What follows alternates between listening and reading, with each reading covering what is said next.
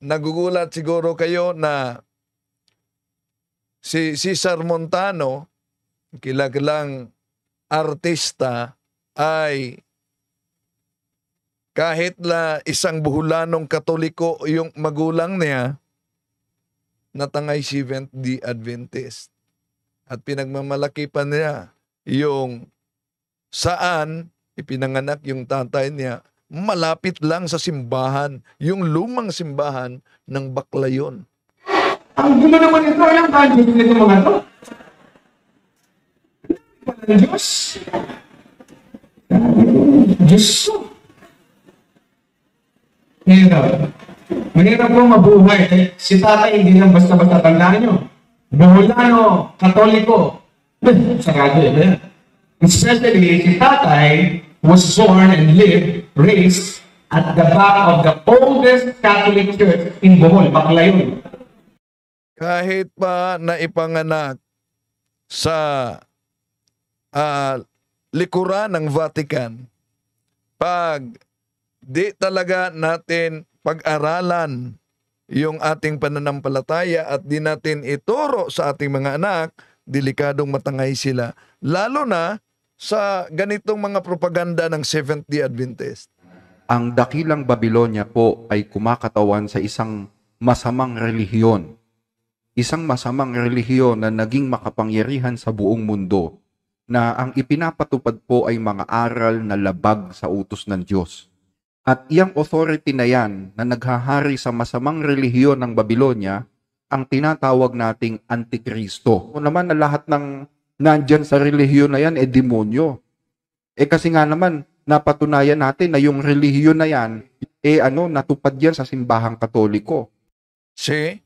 Napatunayan daw nila batay sa kanilang propaganda at chismis na natupad sa simbahang Katoliko. Sige nga, tingnan natin. Isa-isahin natin. Mataas ito mga kapatid, at pati na yung corruption sa gobyerno, Katoliko daw ang dahilan. Pati na yung patayan at gyera sa iba't ibang bansa, Katoliko daw ang dahilan.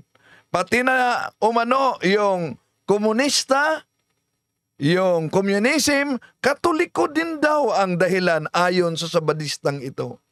Kaya isa-isahin natin ito. Mataas ito, pero ito muna na bahagi ang ating sasagutin. Tutukoy na dakilang Babilonya sa propesiya ng Apokalipsis, yung tinaguri ang ina ng mga mahahalay na babae at ng mga kasuklam-suklam sa lupa. Umaasa din po ako na alam nyo na rin kung sino yung tinutukoy na Antikristo sa Biblia na maghahari sa buong mundo bago dumating ang ating Panginoong Jesus. Ang tinutukoy niyang Antikristo ay ang simbahang Katoliko daw. Pero, dahil wala silang ginagamit na history, wala din silang ginagamit na aklat, mas mabuti na gamitin natin yung aklat mismo ng Seventh-day Adventist. Mga kapatid, merong aklat sila at alam ko na meron yon sa mga Seventh-day Adventist siguro na kopya, yung ibang mga kaanib. Hanapin niyo yung aklat Cebuano, ang Dakong Away. No? Ang may akda ay si Ellen Goldwhite. Dahil sino po yung Antikristo? San Mateo Kapitulo 7, 21, 22, 23, San Mateo 24, 24, walang iba yung mga bulaang mga ngaral. Pero inaamin sa aklat ni Ellen Goldwhite kung sino ang bulaang mga ngaral. Ito, Cebuano ito, isasali natin sa Tagalog.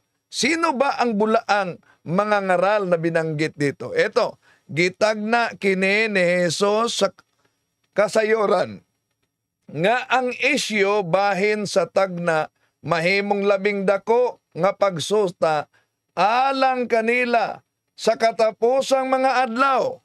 Isa-isahin natin. Hinulaan umano ito ng ating Panginoon Jesucristo para sa kaalaman sa isyo sa hula na ito'y magiging batayan sa paghanap para sa kanila sa wakas na mga araw. Og manggula ang daghang mga bakakong mga manalagna o magpasalag sa kadaghanan. Mateo 24:11.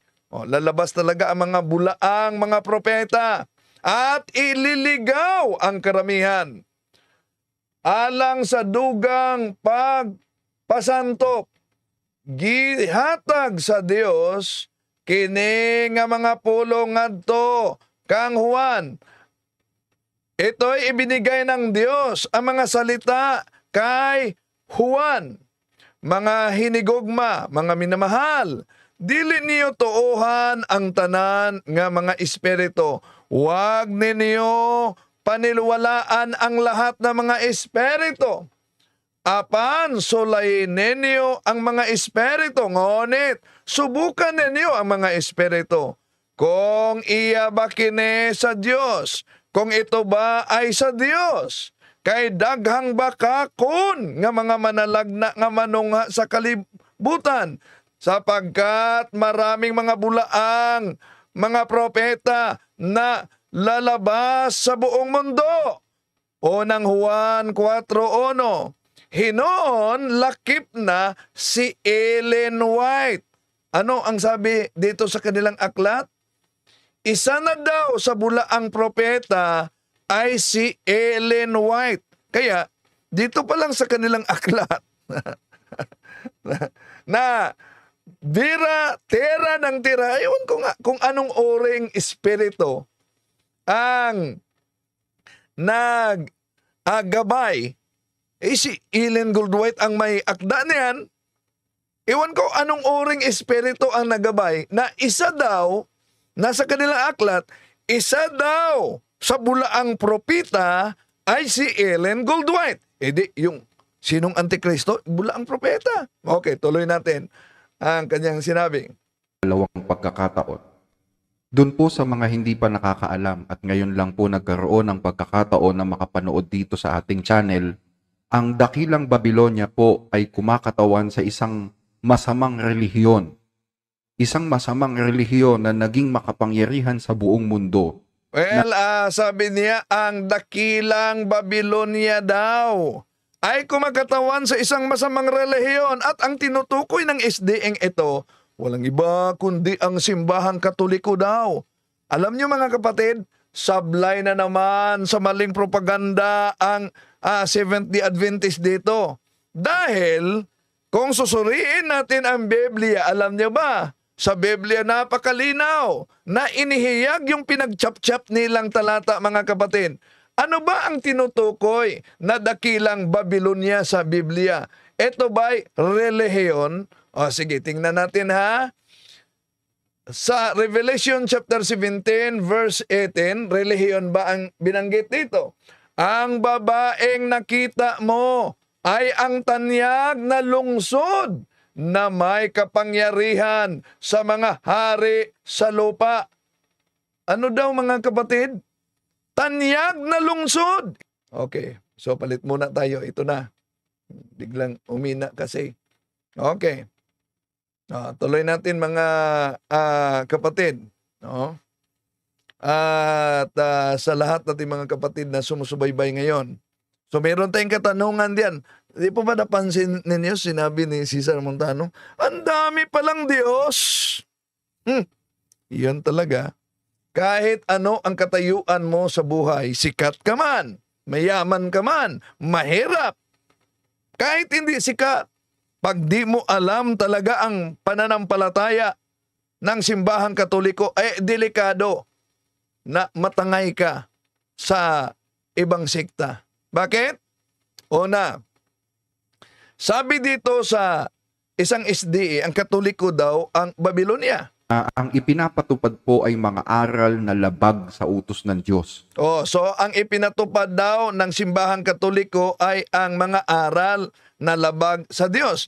Pero kung pakinggan ninyo itong pahayag na ito ng Seventh-day Adventist, mga kapatid, alam nyo ba? Kung pakinggan ninyo, di nyo marinig galing sa kanila na tinira yung nagtatag sa simbahang Katoliko. Tinira lang nila ang Katoliko gamit yung mga bulaang propaganda nila. Pero di nyo napansin na tinira nila ang founder. Bakit? alam nyo ba sa kanilang ministry magazine, sino ang nagtatag sa Ancient Catholic Church? Ito, ministry magazine ng Seventh-day Adventist. Tingnan ninyo mga kapatid, Apostolic Christian Ancient Catholic Universal Church established by Christ and His Apostles, continued to the time of Constantine about 321 Anno Domini. So napakalinaw sa kanilang magazine mga kapatid na magazine ito ay sa Seventh-day Adventist na ang Ancient Catholic Church, established by Jesus Christ and His Apostles. Ang tanong, ito bang tinitira nila na sinabi nila na nagiging masamang relihiyon daw at babaeng patutot ayon sa tera nila, itong tinatag ng ating Panginoon Jesucristo, mga kapatid, ito ba'y nagiging Roman Catholic?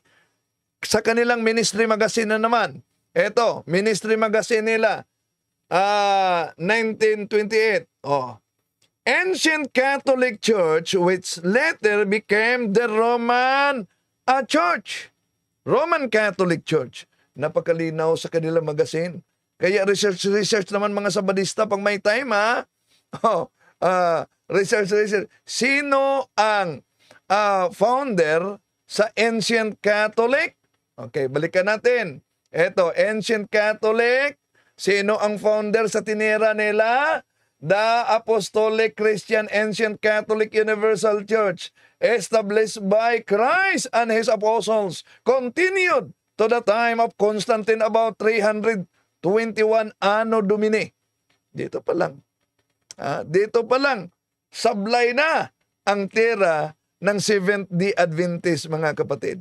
Kaya, sa pagkakataon ito, tuloy natin, Ito, mga kapatid. Tinutukoy na dakilang Babilonya Oh. sa propesiya ng Apokalipsis, yung tinaguri ang ina ng mga mahahalay na babae at ng mga kasuklam-suklam sa lupa. Umaasa din po ako na alam nyo na rin kung sino yung tinutukoy na Antikristo sa Biblia. So, sa kanilang magazine, inaamin nila si Ellen Goldwhite ay isa sa bulaang propeta at ang bulaang propeta ay Antikristo yan. Naging makapangyarihan sa buong mundo na ang ipinapatupad po ay mga aral na labag sa utos ng Diyos. Siya rin ang pinakamakapangyarihang relihiyon kasi halos lahat ng mga pinakamakapangyarihang tao sa mundo miyembro dito sa relihiyon. So, bakit daw nagiging babaeng patutot ang simbahang Katoliko? Dahil halos lahat daw ng mga miyembro, mga kilalang miyembro, nagiging miyembro sa simbahang Katoliko. Yun ang argumento niya. Inosente ba ang mga ngaral ng Seventh-day Adventist sa San Mateo Kapitulo 28, 19, 20 na sinabi ng ating Panginoon Jesucristo na gawin ninyong aking alagad ang lahat ng mga tao sa buong mundo. Kung yun ang batayan niya, na pag kahit na yung mga kilala ay magiging kaanib sa naturang iglesia, nagiging patutot tuloy yung tunay na iglesia. Pero tandaan natin, di talaga nila inaatake yung nagtatag. Ang inaatake nila, mga kapatid, yun lang propaganda nila laban sa simbahang Katoliko na mga imbento ng Seventh-day Adventist. Na ito. At sinusunod nila itong relihiyon na ito.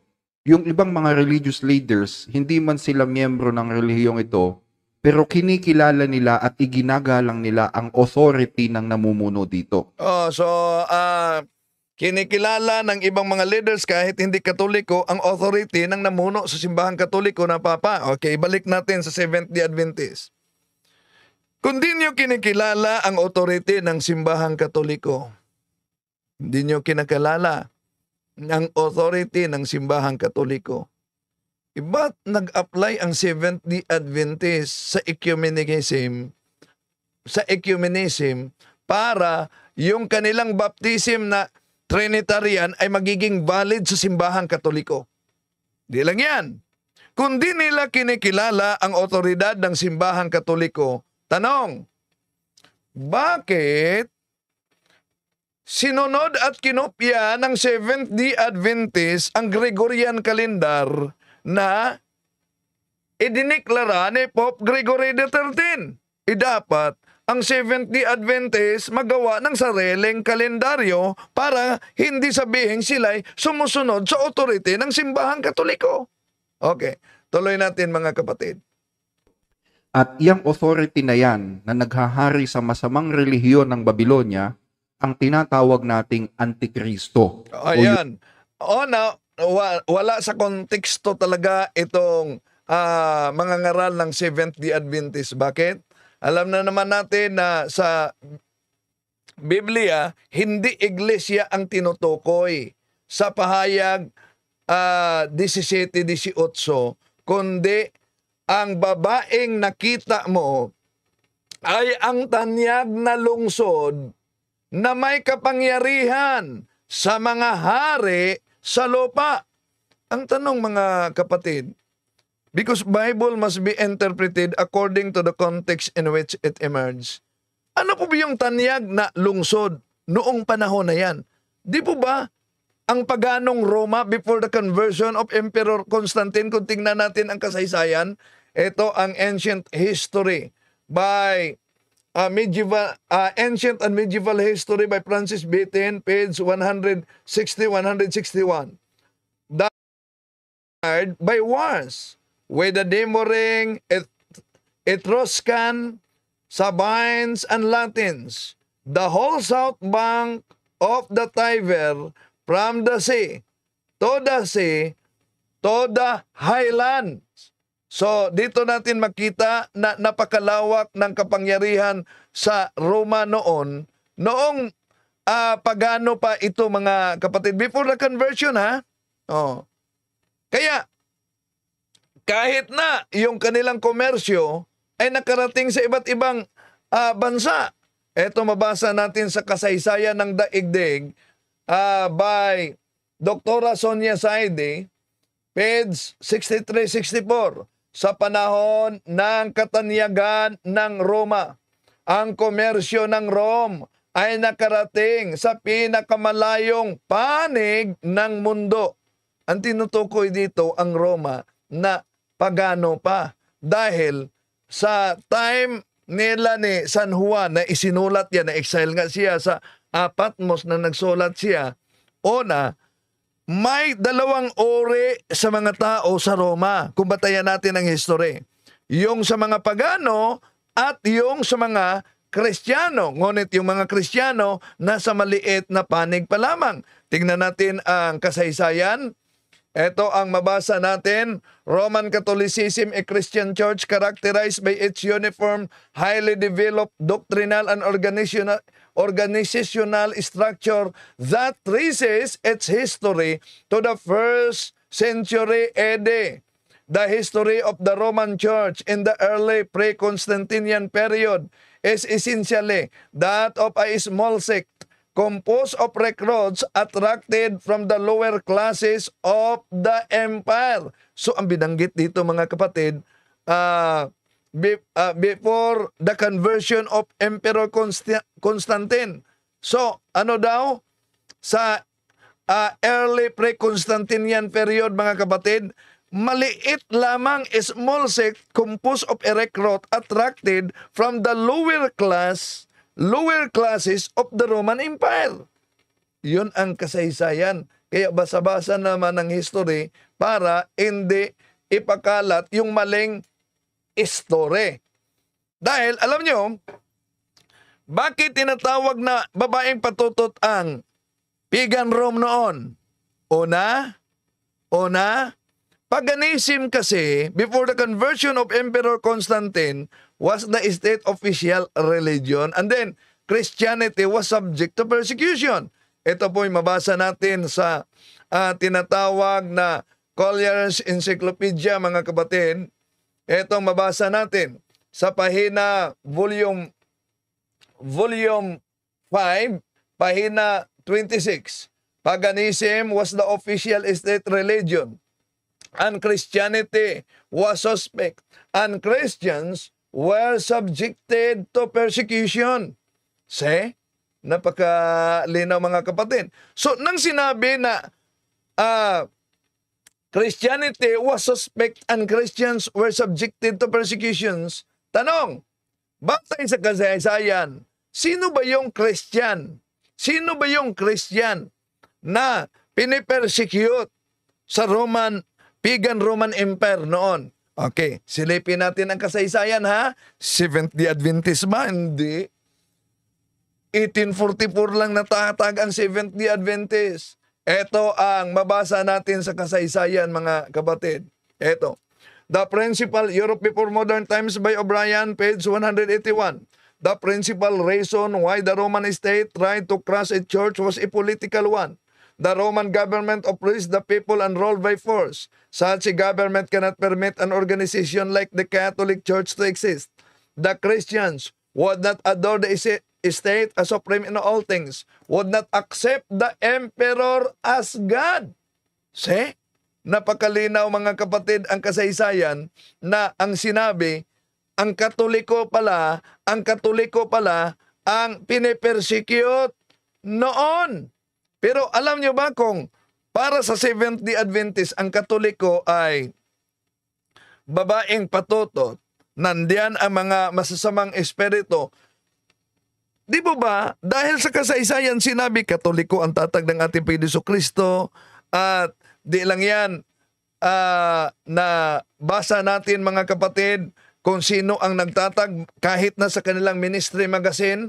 Ito, ministry magazine, balikan natin sa Seventh-day Adventist.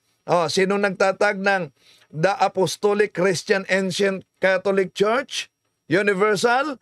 Tinatag ng ating Panginoon Kristo at mga apostolis, at ito'y nagpatuloy sa panahon ni Emperor Constantino. Baka sabihin nila, abay, Ancient Catholic Church. Hindi yan Roman Catholic Church. Sige, tingnan natin uli sa kanilang ministry magazine kung itong Ancient Catholic Church, hindi ba ito ang Roman Catholic Church? Ito, ministry magazine nila 1928. Ito. See? Ancient Catholic Church which later became the Roman Catholic Church. So dito pa lang mga kapatid na sinabi na Ancient Catholic Church became the Roman Catholic Church. Aboy, malinaw na ang Catholic Church ang tatag ng ating Panginoon Kristo na tinitira nila. Kaya, napansin nyo ba kung ano ang sinabi ni SDA Pastor Cesar Dizon? Dahil nakita natin sa kanila mga bagasin na ang Catholic Church, ang iglesyang tatag ng ating Panginoon Kristo, abay, nakisali na siya.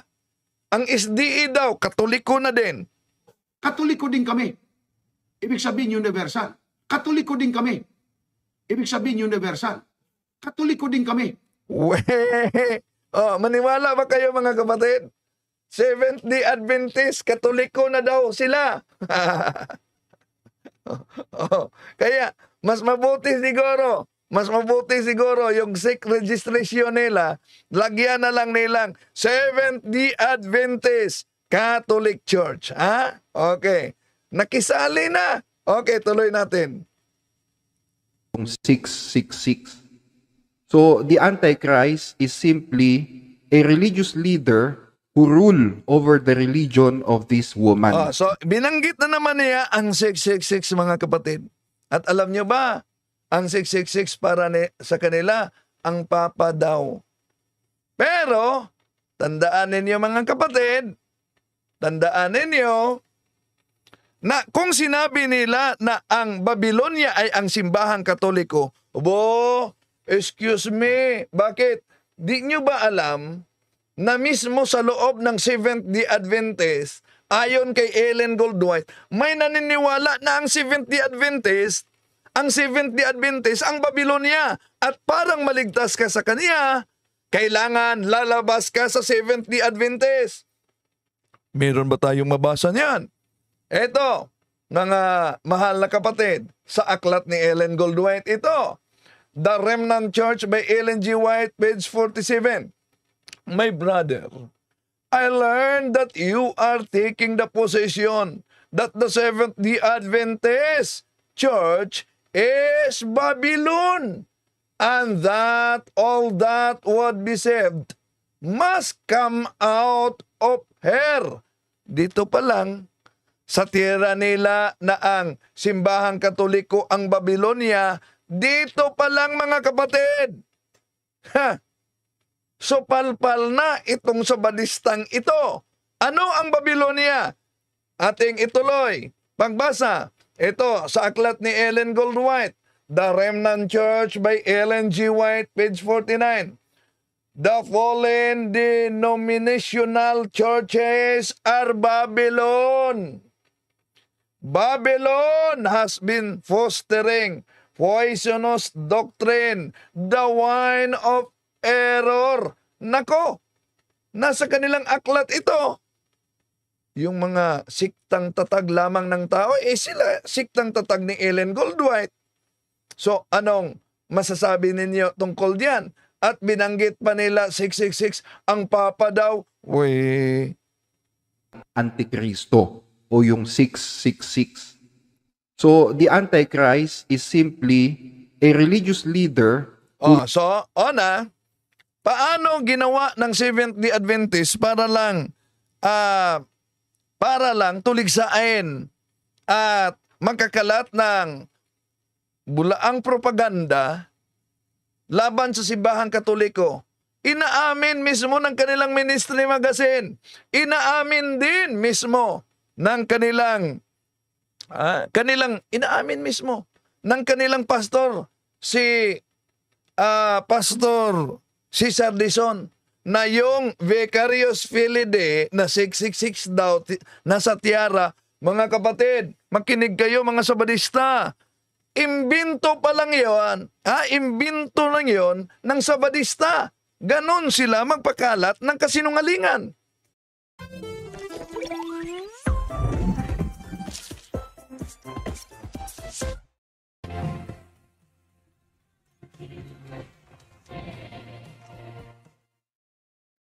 May isang evangelist pumunta sa Roma, sa Vatican.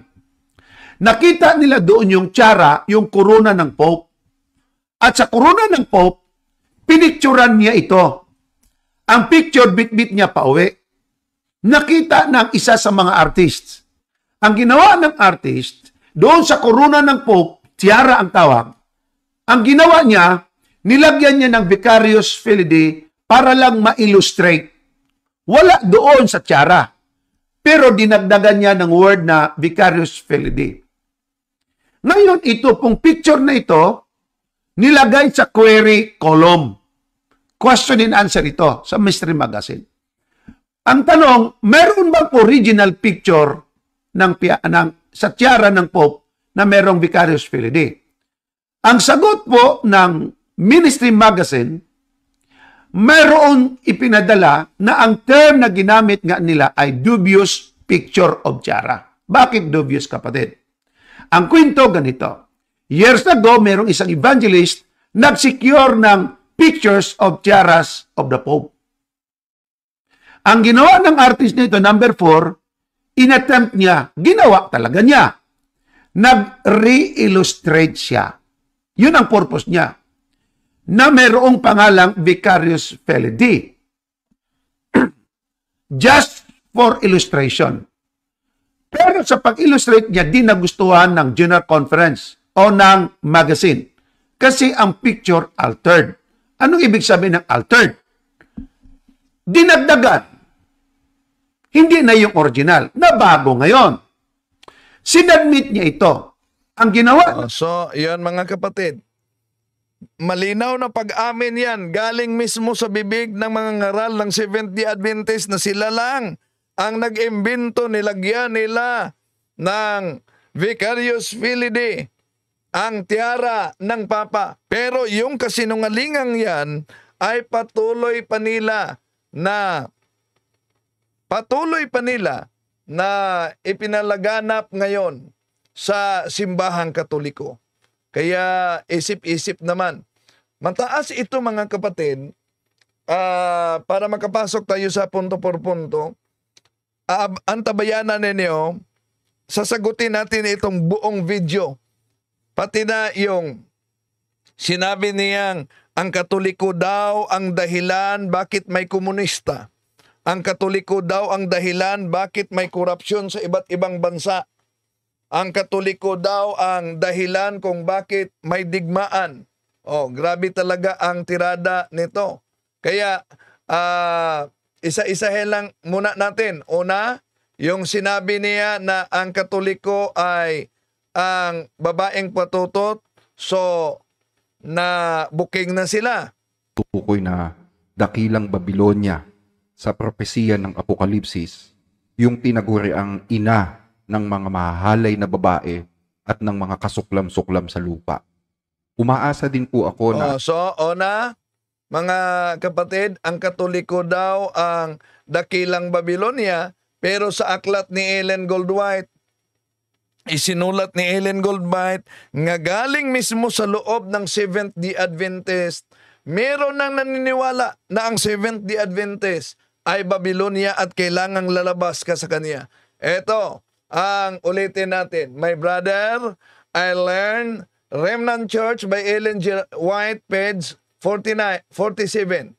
My brother, I learned that you have taken the position that the Seventh-day Adventist Church is Babylon, that all that would be said must come out of her. So upang maligtas ka, kailangang lalabas ka sa kanya.